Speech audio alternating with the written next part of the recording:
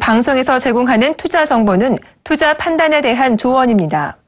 방송에서 제공하는 주식의 가치, 가격 상승 및 가격 하락에 대해서는 방송사에서 보장하지 않습니다.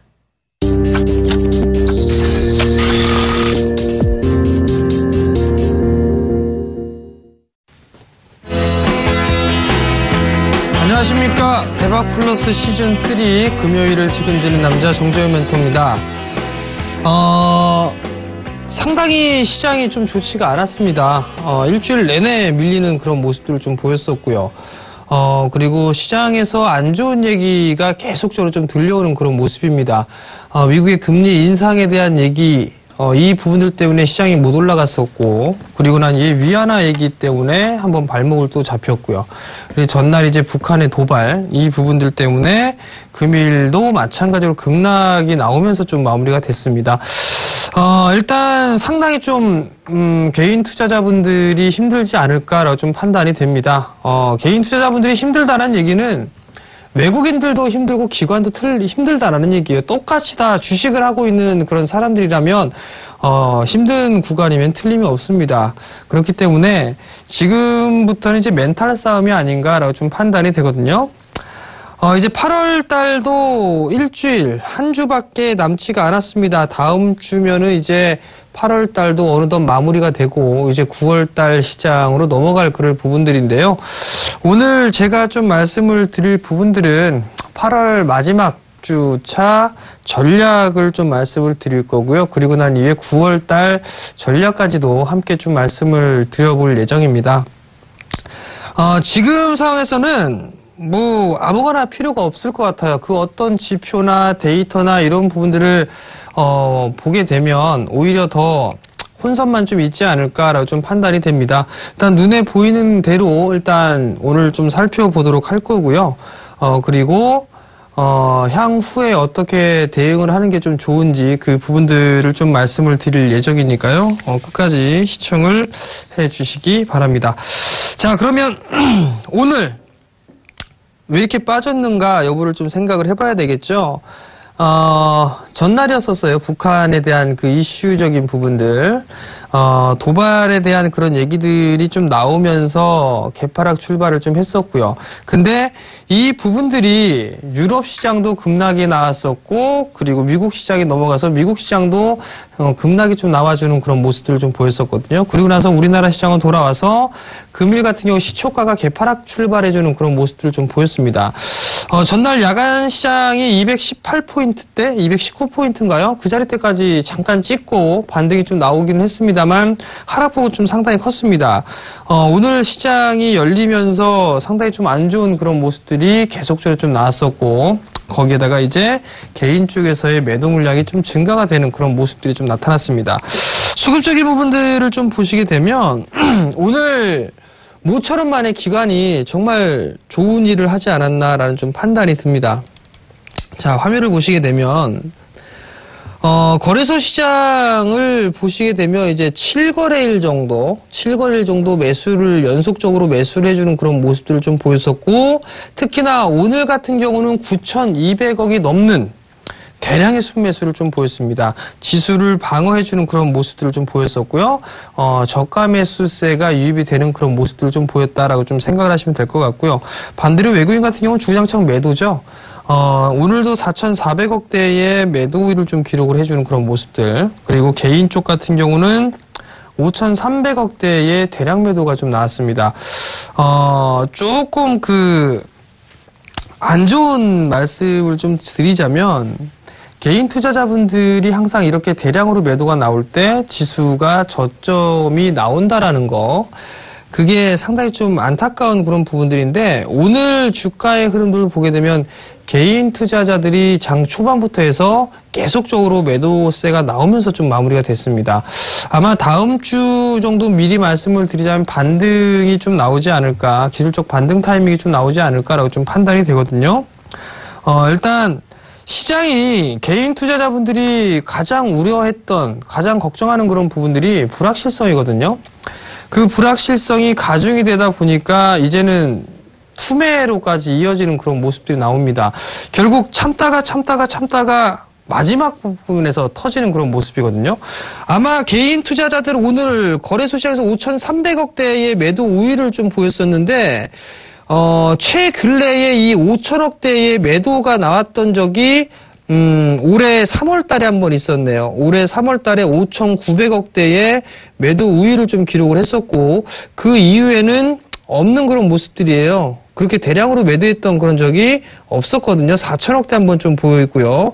그 이후에는 없습니다. 2014년도 7월 달에 이제 7월 말경에 5,700억대의 매도를 좀 보여주는 그런 모습들 좀 보였고요.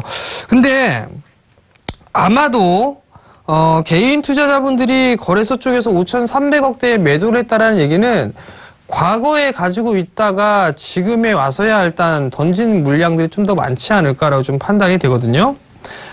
그렇기 때문에 일단 개인 쪽에서의 투매가 좀 나왔다라고 보셔도 좋을 것 같고요. 코스닥 시장으로 좀 넘어가 보게 된다라면 오늘 엄청나게 매도 나왔어요. 2천억대. 2,050억 정도의 매도를 보였습니다. 제가 이걸 방송이 끝나고 장이 막 끝나고 난 이후에 개인 투자자들이 이렇게 매도를 한 적이 있었나 그걸 좀 체크를 해봤거든요. 없습니다. 최고 매도가 나온 게 아닌가라고 좀 판단이 되거든요. 그렇다는 얘기는 8월 18일, 19일 날 매수를 했었던 그 물량들이 일단 다 손절로 나왔던 부분들이고, 그리고 이미 가지고 있는 사람들도 있겠지만 그 전부터 있던 사람들이 매도로 좀 나오면서 시장을 무너뜨리는 그런 모습들이 좀 나왔습니다. 결국엔 시장에는 나름대로 좀 법칙이 있는 것 같아요. 법칙적인 부분들이 있는데 그 부분들을 좀 말씀을 좀 드려보자면, 우선적으로 시장의 흐름들을 좀 보게 된다라면 투매가 나왔을 때의 그 시기라든가 이런 부분들 좀 체크를 해봐야 될 것 같아요. 처음에 시장에 대한 바닥은요, 대체적으로 보게 되면 개인 투자자들이 좀 만듭니다. 개인 투자자분들이 바닥을 좀 만드는 그런 모습들을 좀 보이고요. 그리고 종목 같은 경우를 좀 보시게 된다라면 종목은 기관 쪽에서 바닥을 만드는 그런 모습들을 좀 많이 보입니다. 오늘 결과론적으로만 보게 되면 시장에서 매도를 많이 했던 주체는 개인 쪽에서 매도를 좀 많이 했어요. 개인 쪽에서 많이 매도를 했는데 여기에서 이제 단기적인 지수의 바닥이 나오지 않을까라고 좀 그 지수에 대한 바닥이 나오지 않을까라고 좀 보여지거든요. 결국엔 일단 개인 투자자들이 시장의 저점을 일단 만들었습니다. 그리고 난 이후에 이젠 종목에 대한 저점을 만들 그럴 구간이 아닌가라고 좀 판단이 되는데, 사실 종목군들을 좀 보게 된다라면 묻지마 매도였었어요. 대형주들이 있고 그 다음에 중소형주들이 있어요. 중소형주들이 있는데 하락에 대한 속도나 이런 부분들을 보게 되면 중소형주가 훨씬 더 그 하락률이 상당히 컸거든요. 그러면서 기관 쪽에서의 매도가 나왔던 그 부분들이 상당히 좀 많이 있습니다. 결국엔 딱딱 맞춰보면 시장에 있어서의 저점 만들어졌고, 그리고 종목에 있어서의 저점도 얼추 만들어진 게 아닌가 싶습니다. 다만 오늘 아마 시장의 기사거리나 이런 부분들을 보게 되면 그런 얘기가 나올 거예요. 지수에 대한 바닥 아직 안 나왔다라는 얘기들, 지수 바닥이 아직 나오지가 않았고 섣불리 예측하기도 힘들다라는 얘기들, 그리고 지수가 더 빠질 수밖에 없다, 더 빠질 것이다 라고 얘기하는 게 하락을 할 것이다 라고 의견을 낸 쪽이 지금 상당히 많이 있습니다. 그렇다는 얘기는 얼추 이제 지수가 바닥권역으로 좀 나오지 않았을까라는 개인적인 좀 생각을 해봅니다. 왜냐하면 기관 쪽에서 예측을 했던 그 부분들이 그렇게 정확도 면에서는 맞아 떨어지지는 않거든요. 물론 어느 정도 나름대로 열심히 분석을 하고 난 이후에 어떤 업종이 좋고 어떤 섹터가 좋으며 시장에 대한 전략이나 이런 부분들을 다 포괄적으로 압축을 해서 선정을 했을 거예요. 그만큼 예측을 하기가 상당히 좀 힘들다라는 얘기인데 여기에서의 이 신뢰성 면에서는 그렇게 크게 높지는 않습니다. 근데 지금 상황에서 지수의 바닥을 예단할 수 없다, 더 밀릴 것이다 라고 얘기가 나오고 있단 말이에요. 그러면 다음 주에 어떻게 할 건데요? 예를 들어서 지수가 바닥이 아니다라고 한다면, 즉 얼마까지 빠질지는 모르겠습니다. 그 누구도 모릅니다. 근데 지금 종목군들이 고점권역에서 많이 밀린 경우는 50%가 넘게 빠졌어요. 손실이 50%가 넘게 고점대에서 빠진 종목군들이 많이 있는데, 이들 종목을 매도로 대응을 한다? 매도로 대응을 했다면 다른 종목으로 갈아탈 수 있는 그 부분들을 찾을 수가 있을까요? 제가 봤을 때는 없다라고 봅니다. 그렇다면 반등권역을 이용을 해서 나름대로 포트폴리오를 정비를 하든, 아니면 다른 종목으로 교체를 하든, 또 비중을 더 늘리든, 아니면 종목을 압축을 하든 하는 전략들이 있어야 될 거란 말이에요. 근데 아직까지 이러한 부분들은 뚜껑을 좀 열어봐야 되는 그런 부분들이지만, 충분히 포트폴리오라든가 아니면 종목에 대한 압축은 충분히 할 수 있지 않을까라고 좀 판단을 합니다. 지금 시장에서 수익이 많이 나고 있고 그런 사람들은 단 한 사람도 없습니다. 그렇기 때문에 좀 전에 말씀을 드렸던 멘탈적인 그런 부분들이 이제 좌지우지할 것입니다라는 분을 좀 말씀을 드렸었죠. 아마 그러한 모습들, 즉 심리적인 싸움이 될 가능성이 높아요. 왜냐하면 아직까지 이슈적인 부분들이 끝난 건 아닙니다. 8월달, 이 8월 마지막 주가 되게 된다라면 이제 윈도우 드레싱 효과가 있을 거고, 8월 말일날에 많이 빠졌기 때문에 8월 마지막 주 정도 같은 경우는 어느 정도 기술적 반등이 나올 거예요. 근데 그 향후에 9월달로 넘어가게 되면 이제 이슈거리들이 좀 남아있어요. 대충 좀 먼저 살펴보게 되면 9월달 같은 경우는 일단 만기일이 있어요. 동시만기일이 있습니다. 동시만기일이 있죠. 그리고 또 뭐 있죠? FOMC 회의가 있습니다. FOMC가 있는 그런 상황들이고요. 그럼 결국 요 두 가지가 상당히 좀 크지 않을까라고 좀 판단이 되거든요. 근데 만기일 전에 일단은 외국인들 포지션을 어느 정도 좀 정리를 해주는 것 같더라고요. 오늘 보니까. 그건 조금 이따 차트를 좀 보면서 말씀을 좀 드리도록 할 거고요. FOMC 같은 경우는 9월 달에 금리 인상을 단행을 할 것이다라는 게 약 5대5 정도 됐었어요. 근데 지금은 이제 금리 인상을 하지 못할 것이다라고 예상을 했던 쪽이 더 많아지고 있습니다. 더 많아지고 있다는 얘기는, 그렇다면 9월 달에 인상 시기를 놓치게 된다라면, 인상하지 못한다면 당연히 12월 달로 넘어갈 것이다라고 예상들을 하는데, 과연 이게 12월 달에 단행을 할까 싶어요. 보통 연말에서는 정책적으로 변화 부분들이나 이런 게 없거든요. 그러면 2016년으로 넘어갈 그럴 가능성도 배제를 할 수가 없는 상황입니다.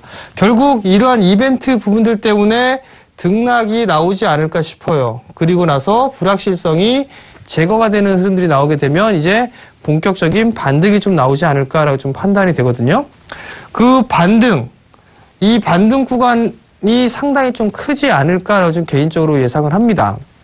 물론 1월 달부터 4월 달, 5월 달에 있는 그 고점권역에서의 리스크 관리가 안 됐다라면, 지금 현재 조정장, 즉 여름 때, 하반기 때 이 시기를 준비를 잘 해야지만 좋은 결실을 맺을 수 있을 겁니다라는 걸 말씀을 드렸어요. 근데 저도 이렇게 과도하게 밀릴 줄은 몰랐습니다. 어쩔 수 없는 그런 영역이 되지 않을까라고 좀 판단이 되는데, 어찌됐든 간에 시장에 죽는 부분들은 없어요. 저는 아직까지 시장에 대해서는 긍정적인 생각을 여전히 유지를 하고 있습니다. 그렇기 때문에 물론 제 판단이 맞기도 하고 때론 틀리기도 하는 그런 부분들이 있지만, 시장에 있어서 그렇게 죽어 내려가거나 더 이상 뭐 크게 밀리거나 그럴 자리 때는 없다라고 좀 판단을 합니다. 여러 가지 요인들이 있어요. 사실 지금 구간에서는 악재에 상당히 좀 예민하게 반응을 하고 있고, 호재에는 상당히 좀 둔감하게 반응하는 그런 모습들이 아예 반영이 되진 않고 있거든요. 그렇다는 얘기는 이제 어느 정도 안개가 거치고 난 이후에는 호재가 나왔던 부분들이 다시 한번 움직이는 그런 모습들이 나타나지 않을까 싶습니다. 그렇다면 그때 다시 탄력적으로 움직이는 종목군들이 형성이 될 것이고 거기에서 다시 또 주도주가 탄생하는 그런 모습들이 좀 보이지 않을까 싶거든요. 그러니까 조금만 더 힘을 좀 내셨으면 좋겠습니다. 자, 차트를 좀 보게 되면 오늘 추이를 한번 보자고요. 거래소입니다. 개인 투자자들 같은 경우는 주황색 선이에요. 지수 같은 경우는 일단 두께를 두껍게 하고 기관, 금융투자 쪽은 일단 빼고요. 기관의 개만 놓고 보게 된다라면 기관 쪽은 상당히 좀 매수를 많이 했고 외국인 쪽 같은 경우는 색깔을 조금 바꿔보죠. 갈색으로 한번 해볼게요. 자, 보게 되면 외국인 같은 경우는 일단은 관망을 했던 거 수량이니까 주식으로 금액으로 바꿔놓고요. 외국인 같은 경우는 매도가 계속적으로 좀 나왔었고 오늘 같은 경우는 장 시작 때부터 시작을 해서 개인 쪽에서 주구장창 매도로 끝이 났어요. 이런 장이 거의 없었거든요. 거의 등락을 해주는 매도 물량을 줄였다가 다시 또 매도했다가 매수로 전환됐다 이런 모습들을 좀 보였었는데 그런 게 전혀 없었습니다. 오늘은 원웨이 코스로 그냥 진행되는 그런 모습이었었죠. 기관은 주구장창 매수를 해줬고 그 다음에 외국인 특히나 개인 같은 경우는 주구장창 매도로 대응을 해주는 그런 모습들이란 말이에요. 결국엔 손절입니다. 개인 투자자들 일단 투매가 나왔다, 손절이 나왔다라고 좀 봐야 되고 코스닥 시장도 마찬가지예요. 코스닥 시장도 보게 되면 장 시작을 하고 나서부터 계속적으로 매도세가 출회되는 그런 모습들 그리고 1시 반 정도 무렵부터는 매도세가 강화되면서 추가적인 하락을 만들어냈습니다. 그것도 개인 투자자들이. 사실 이게 오늘 나온 거는 아니었어요. 어제 2시 30분경부터 시작을 해서 개인 쪽에서 일부 손절성 물량이 출회가 됐었어요. 출회가 되면서 매도가 상당히 좀 많이 늘어나는 그런 모습들이 좀 나타났었거든요. 결국에는 개인 투자자가 실질적으로 어저께 장 막판부터 투매가 나오기 시작을 했던 거고 오늘이 이틀째의 투매에 가담했다라고 좀 보시면 됩니다. 여기서부터 이제 멘탈 싸움이에요. 다른 거 다 필요 없습니다. 다른 거 다. 지수가 급하게 밀려 내려오게 된다라면 다시 급한 반등이 나올 수가 있습니다. 근데 급한 반등은 그렇게 세게 나올 것 같지는 않아요. 일단 시장을 좀 지켜봐야 되겠지만 반등권역으로 들어올 수 있는 것 같습니다. 근데 반등이 나오게 된다라면 어떠한 종목군들에 있어서의 반등이 나와주는지 그 기술적인 유형이라든가 이런 부분을 좀 말씀을 드릴 거예요. 그러니까 그 부분들 좀 참고를 하시고 종목 선정이라든가 이런 분들 혹은 내가 가지고 있는 종목군에서 어느 정도 기술적인 반등치가 나왔을 때 어디에서 현금화를 좀 만들었다 다시 받는다든가 그런 부분들을 해봐야 되거든요. 개인 투자자들 각자가 그 부분들을 해보시면서 대응을 해보시는 전략을 좀 말씀을 좀 드릴 테니까 지금부터 잘 보시기 바랍니다. 자, 우선 시장이 빠져내려가요. 시장이 빠져내려가서 낙폭과대로 빠져버리게 된다라면 목표치가 있어요. 잠깐 볼게요.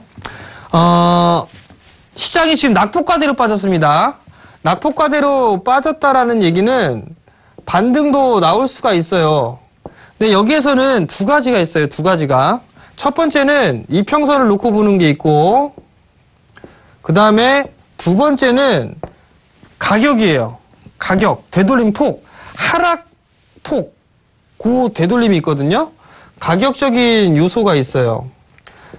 두 가지로 일단 결정을 하시면 될 것 같습니다. 판단은 여러분들이 하시면 돼요. 자, 첫 번째로는 이평선의 1차 목표치로 보게 된다라면 1차 목표치는 11선을 잡아요. 11선을 잡고 2차 목표치는 21선을 잡습니다. 21선을 잡아놓고 보시면 돼요. 그런다고 이제 그 조금 더 스킬이 있거나 하시는 분들은 한번 팔고 다시 잡아서 또 팔고 이런 식으로 할 수가 있는데 그것까지 바라지는 않습니다. 일단은 이평선 기준으로 하는 게 있고 두 번째는 가격적인 부분들이 있어요. 하락폭에 하락의 절반 되돌림 자릿대를 목표치로 하시면 될 것 같아요. 이렇게 두 가지로 일단 잡아놓고 보시면 될 것 같습니다. 근데 차이점이 좀 있어요. 이 가격 같은 경우는 시간이 조금 필요할 거예요. 이거는 시간이 조금 소요가 됩니다. 이평선 기준으로 하는 거는 짧은 시간에 가능해요. 단기에. 그러니까 그거는 취향에 맞춰서 하시면 될 것 같습니다. 자, 그럼 요게 이렇게 말씀을 드렸으니까 차트를 보면서 하나씩 보도록 할게요. 자, 대표적으로 삼성전자의 차트를 한번 보자고요. 자, 이렇게 보시게 되면 장기 평선 이런 것들은 다 한번 제거를 해보고 놓고 한번 볼게요. 이렇게 241선도 없애놓고 한번 봅시다. 급락이 나왔을 때는 5일선을 타고서 급락이 나옵니다. 급등이 나올 때는 5일선의 지지를 받으면서 올라가죠. 반대로 급락이 날 때는 5일선의 저항을 받으면서 계속 나옵니다. 그리고 난 이후에 기술적 반등이 나오게 되면 삼성전자 똑같아요. 여기에서 1차 반등이 나왔을 때 11선이 나오고 난 이후에 다시 조정을 받고 저점 깼다가 그 다음날 바로 들어올렸죠. 그러면 그 다음날에는 21선. 이런 식으로 일단 볼 수가 있단 말이에요. 기술적 분석으로 했을 때는 요 스타일대로 진행을 하시면 됩니다. 다른 종목군들 한번 가볼까요? 예를 들어서 현대차 같은 거 한번 봅시다. 현대차 같은 경우도 기술적 흐름들이 나오게 된다라면 횡보를 해주고 나서 다시 한번 밀렸죠. 다시 한번 밀렸는데 11선이나 20선은 장대 양보로 돌파를 해버렸어요. 일단은 낙폭을 하고 난 이후에 반등이 나왔을 때는 11선까지 반등이 나와주고 난 이후에 밀려 내려왔을 땐 다시 21선이에요. 결국에는 대형주들 같은 경우도 충분한 그러한 모습들이 나올 수가 있다라는 얘기고 그러한 흐름들이 나오게 된 이후에 추세에 대한 전환이라든가 이런 부분들이 잡아볼 수가 있단 말이죠. 다른 종목 한번 볼까요? 예를 들어서 YG엔터 같은 경우 볼게요.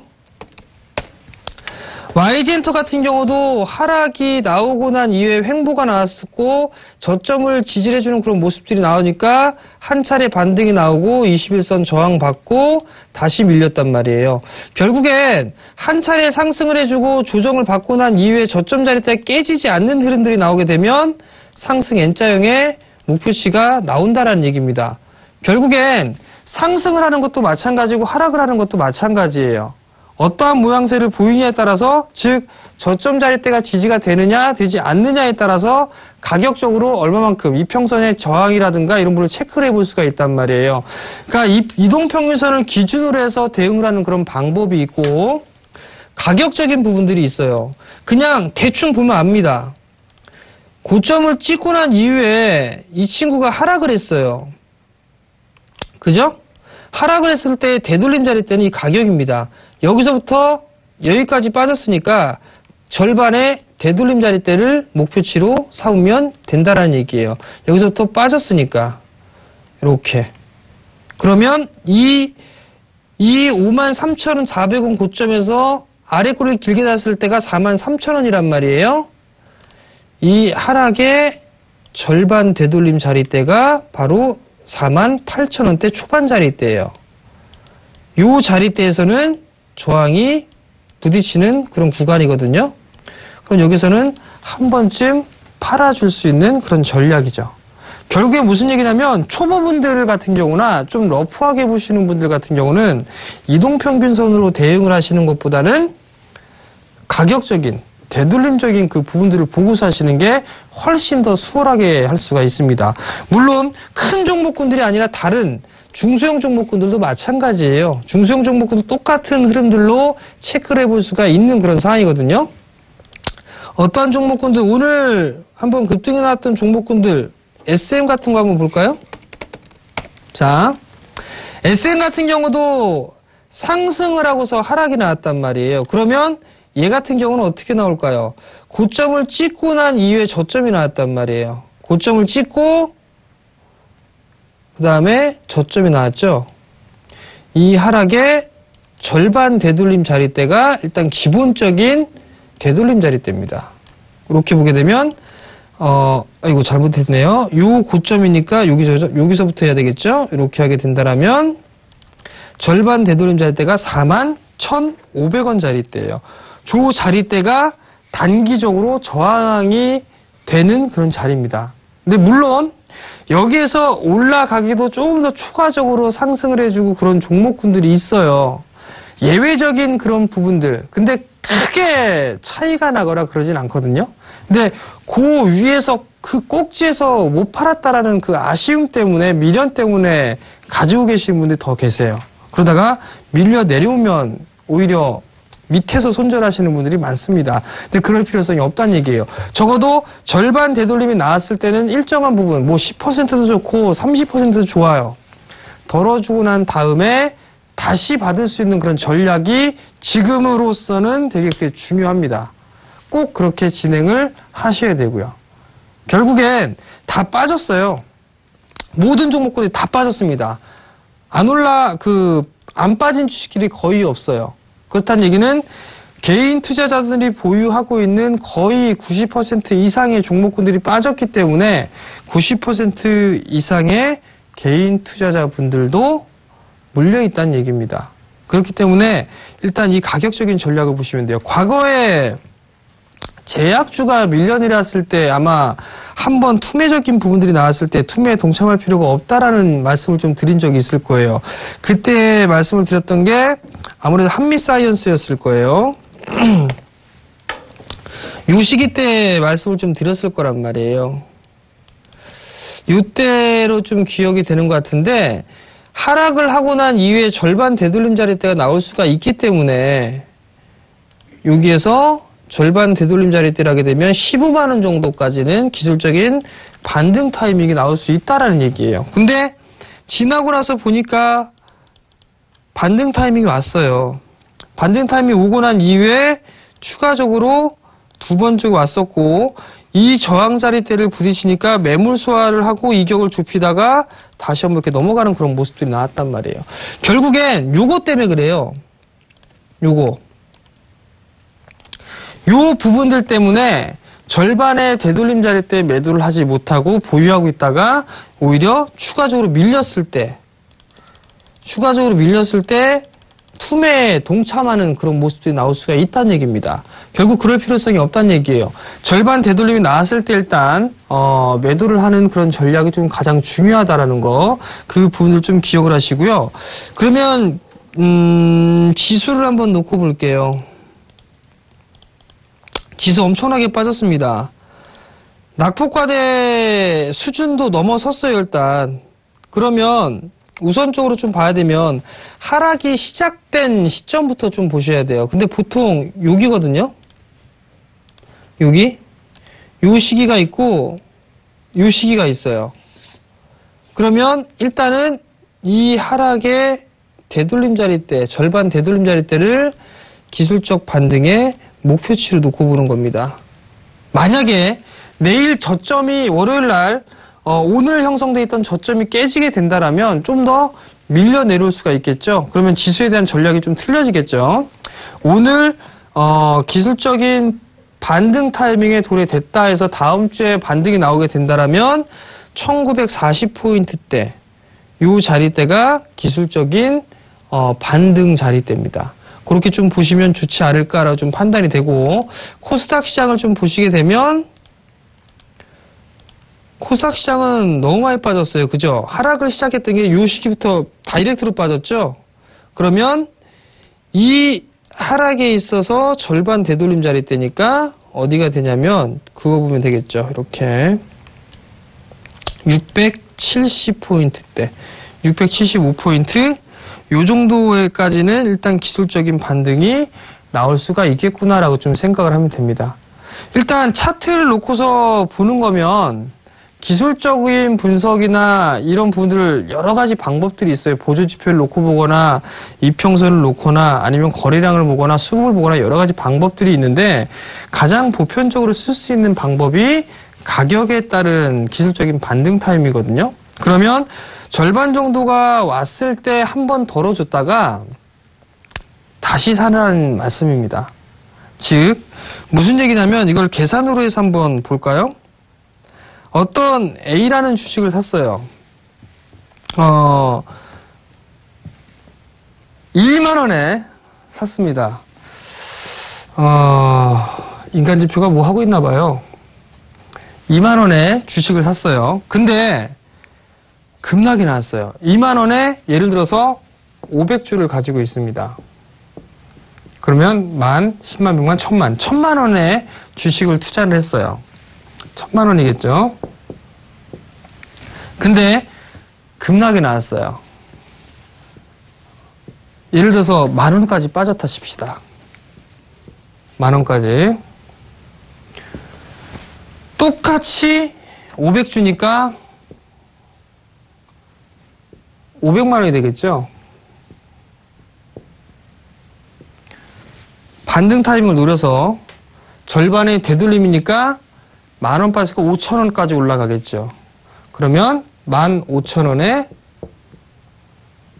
250주를 파는 거예요. 250주를 매도를 합니다.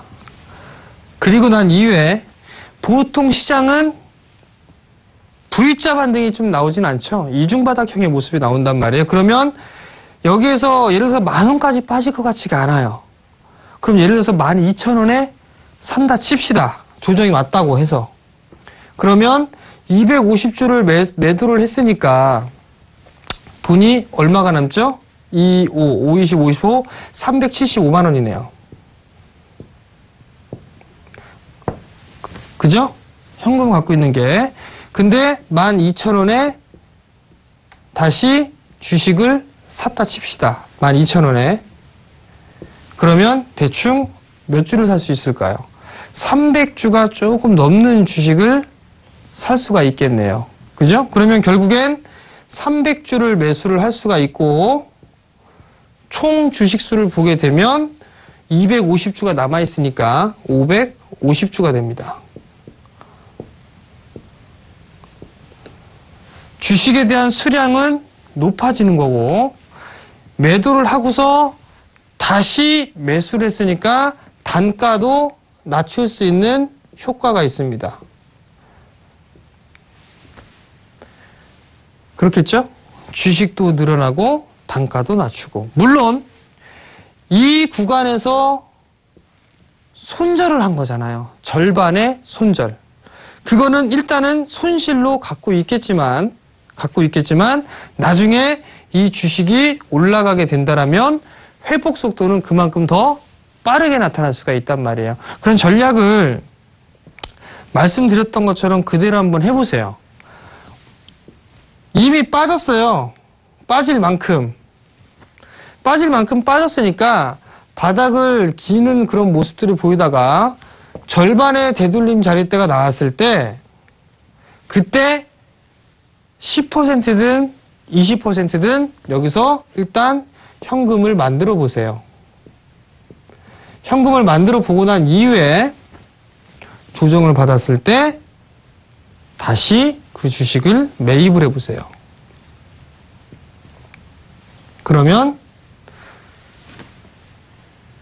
이번 반등장에 조금 더 수월하게 진행을 하실 수가 있을 겁니다. 사실 지금 시장에 제가 왜 이런 말씀을 드리냐면 현금을 보유하고 계신 분들이 없을 거예요. 현금을 보유하고 계신 분들이 없는 상황이기 때문에 다들 그 말씀들을 하세요. 지금 내가 현금 갖고 있으면, 지금이 현금이었으면 주식 다 샀을 텐데, 주식을 지금 사면 돈을 벌 건데, 이 생각을 많이 하시거든요. 근데 이미 엎질러졌어요. 이미 지나갔고요. 그러면 여기서부터는 이런 식으로 진행을 할 수밖에는 없습니다. 이게 바로 적극적 매매예요. 적극적으로 시장에 대응을 하는 겁니다. 적극적으로. 이게 방법이에요. 두 번째는요. 이거는 조금 여러 가지 종목군들이 있어요. 내가 여러분들도 아마 한 종목만 갖고 있지는 않을 거예요. A라는 종목이 있고 B라는 주식이 있고 C라는 주식이 있을 겁니다. 이렇게 있을 거예요. 여기에서부터 이제 무엇을 하느냐? 옥석을 가리세요. 옥석을. 옥석을 가리는 방법은 첫 번째,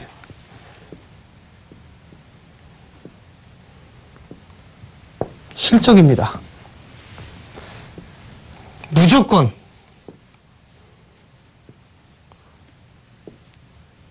실적이 좋은 애들은 반드시 그거에 따른 보상을 해줍니다. 근데 조건이 있어요. 조건. 뭐냐면 순이익의 추이가 줄어들었다가 이렇게 돼 있는 거? 이건 별로예요. 이건 별로입니다. 이건 말고 실적이 줄어들었다가 반등이 났다가 이렇게 넘어가거나 최고 실적이 나온 자리대를 넘어가거나 아니면 V자로 넘어가거나 과거에 형성되어 있던 이 실적보다 훨씬 더 좋은 실적이 나오는 거, 요거를 파악해 보세요. 두 번째, 턴어라운드.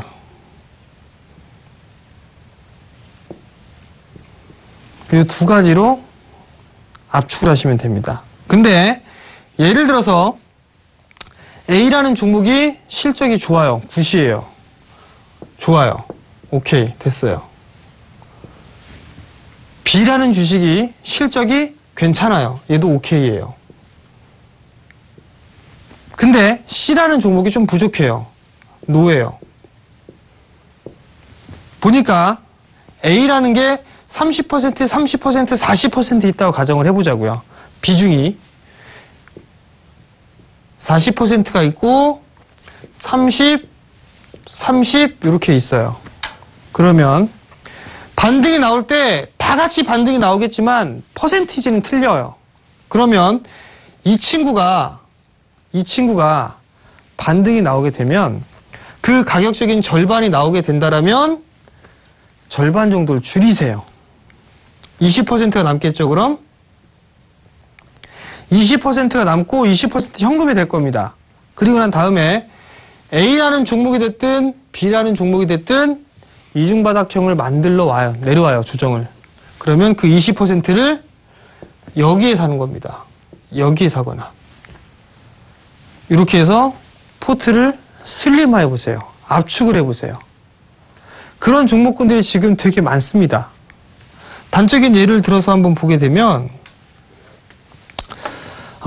종목을 한번 볼게요. 자, 민간지표가 갖고 있는 거.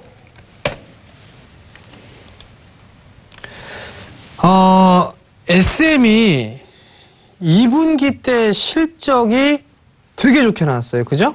보자고요. 이것도 다 HT에 있습니다. 쭉 보면 여기에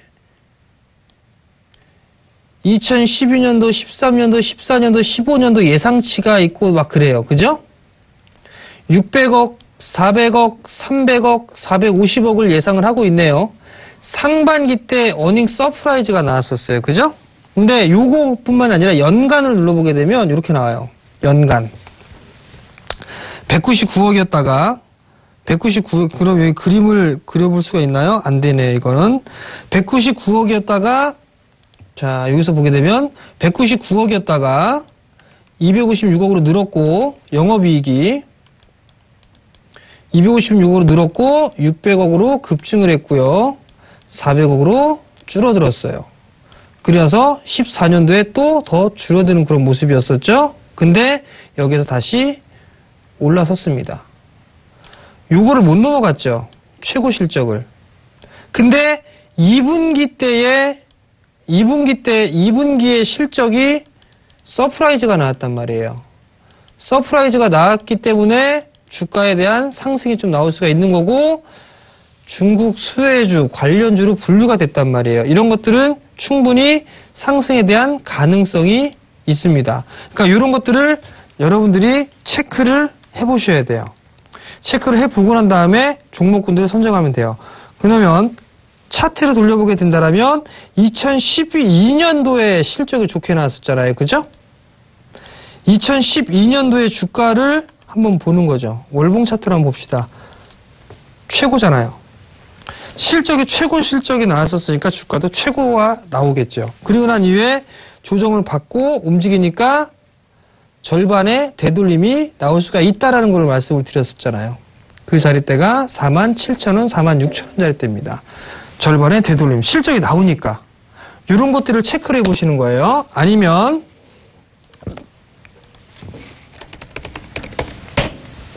크루셜텍 같은 거. 주식 챔피언의 포트로 들어가 있는 그런 사항들인데, 자, 요건 보자고요. 지금 자리대는 일단은 아니란 말이에요. 그러면 일단 왜 이걸 봤냐? 이겁니다. 자, 제가 제일 좋아하는 게 실적주이긴 한데 가장 좋아하는 게 턴어라운드 되는 주식이에요. 얘는 영업이익 기준으로만 보게 되면 82억의 적자였었어요. 그러다가 적자 규모가 158억이 됐어요. 이게 158억이 됐죠. 그리고 나서 그 2014년도에 129억으로 흑자가 축소됐어요. 근데 올해 보니까 151억이 나올 것 같대요. 흑자. 근데 이건 사실 뚜껑을 열어봐야 알 수 있어요. 열어봐야 알 수 있거든요. 근데 이거를 확인을 해보는 거죠. 실질적으로 2분기의 실적이 턴어라운드로 돌아섰습니다. 얘는 매 분기 적자였었어요. 매 분기. 그걸 제가 쭉 과정들을 다 지켜왔었거든요. 근데 올해는 턴어라운드가 될 가능성이 좀 높아 보입니다. 뭐 때문에? 중국 때문에. 그렇기 때문에 연간 기준으로 보게 된다면 2011년도에 기업이 적자로 돌아섰고 올해 다시 높아지니까, 즉 영업이익 2010년도에 243억을 했었단 말이에요. 증가가 됐다가 얘 같은 경우는 하락 곡선을 그리고 난 이후에 급하게 반등이 나오는 부분들이잖아요. 실적이. 즉 빠지고 있는 하락 추세에 대한 실적이 나오는 것보다 돌아선 이 속도가 훨씬 더 증가가 되는 거, 그런 기업들을 여러분들 찾아보셔야 됩니다. 일단은 여러분들이 가지고 있는 주식이 어떠한 유형의 주식인가를 먼저 좀 찾아보셔야 돼요. 그리고 나서 종목을 압축을 해 나가는 전략이 좀 좋을 것 같습니다. 일단 종목을 파악하는 거, 선정하는 거, 그러니까 어느 정도 종목 교체를 어떻게 해야 되고 이런 부분을 좀 말씀을 드렸고요. 9월달을 대충 좀 말씀을 드리면 시장에 있어서는 아마 8월달부터 다음 주부터는 기술적인 반등권역이 있을 건데, 여기서 V자로 움직이는 그런 모습들보다 9월달에 동시만길도 있고 FOMC 회의도 있을 거란 말이에요. 그리고 다음 주에 또 있어요. 이슈들이 분명히 다 준비되어 있을 겁니다. 그렇다면 이중바닥형의 모습을 만들 것이다 라고 일단은 생각을 해보시면 되지 않을까 싶고, 일단 뭐 미국 쪽에서 금리 인상을 단행을 하게 된다라면 시장이 주거나네 뭐하네 그런 얘기들을 많이 하고 있는데, 저는 그럴 것 같지가 않아요. 오히려 선반영을 받고 있는 그런 사항들인 것 같습니다. 그렇기 때문에 일단은 그 기점이 정말 진바닥이 아닐까라는 좀 판단이 되거든요. 그러니까 그 전략, 전 개인적으로 그렇게 전략을 세워놓고 있고, 동시만기 이후에 방향성이 결정되는 그런 모습들이 전개되지 않을까라고 좀 판단을 하고 있습니다. 그리고 나서 보게 된다라면 섹터적인 흐름들을 보게 되면 제가 계속적으로 좀 말씀을 드렸을 거예요. IT. 사실 이 친구 같은 경우는 좀 봐야 되지 않을까라는 전 개인적으로 생각을 합니다. 물론 삼성전자가 역성장을 해요.